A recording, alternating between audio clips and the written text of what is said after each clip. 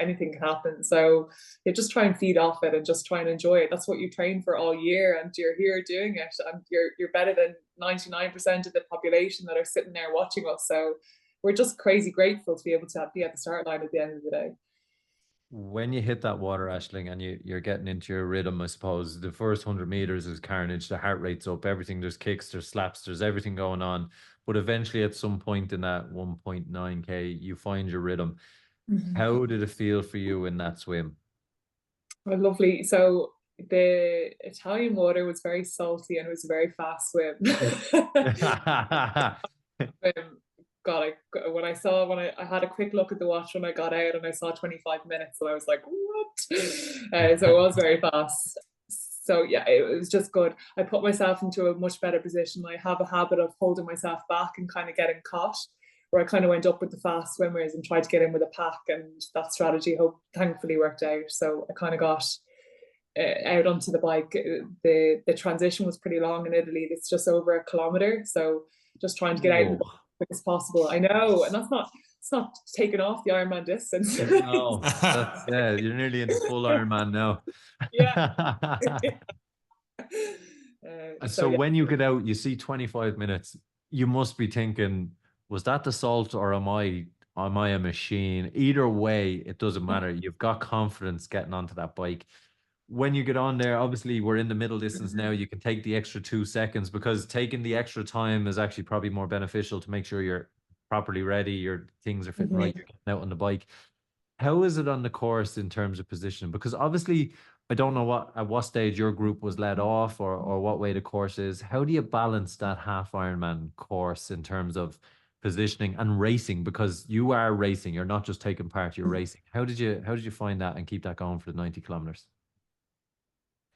It's almost like an Olympic distance at this rate, because you just have to be all out. You just have to just push everything out of you. Literally just push your mindset and just believe that you can hold it. It was, again, it's a very flat route. My parameter actually died 20 kilometers in, so I was kind of Oh running. no. Oh. Is not what I trained for. I was listening to one of your podcasts where there was a guy, I can't remember his name, but he never runs with a watch. And that is the complete opposite to the way I train. I'm purely off data. I never go off feel, so that kind of threw me a bit. But again, I was actually out with a lead motorbike, so I knew I was doing well. Again, with the rolling start, I didn't know whether there was somebody that would be coming behind me that would be passing me at the end. But just feeding off that energy and just pushing. It was a good bike. So obviously, in a way, could it be a blessing in disguise that the numbers disappeared on you and all you had was a motorbike on the road that you just had to go, listen, I feel good, I'm Yeah, still going. it was, Because could the numbers have messed with you a little bit? absolutely. You could be holding yourself back 100%. It's just when you get in your head and you're like, oh, am I pushing too hard? Will I have it on the run? But again, absolutely, that's probably a huge credit to, I guess, if I saw my data and maybe saw what I was hitting, I would have been a little bit scared and held back a little bit maybe. You don't know in the day. Yeah, could have been.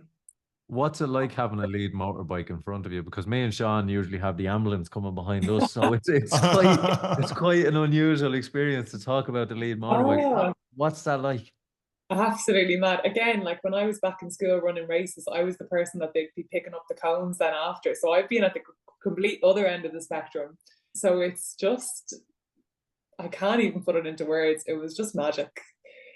Yeah, And really, really. and that bike brings you all the way in, I'm guessing, to transition, and then you've got other media teams with Ironman. And those who don't know, it's a spectacle. It is a World Cup final in terms of a media production. Mhm. Um, when you get off that bike, you know you're doing well, but again, there's some good cyclists, better runners. Would you back yourself on the run, or are you all swim, cycle, and hold on for dear life? Hold on for dear life. And that was the motto of the day. It was then you get passed over to the lead bike woman that was leading it through. It's a 3 lap course, so the crowds were insane for Italy.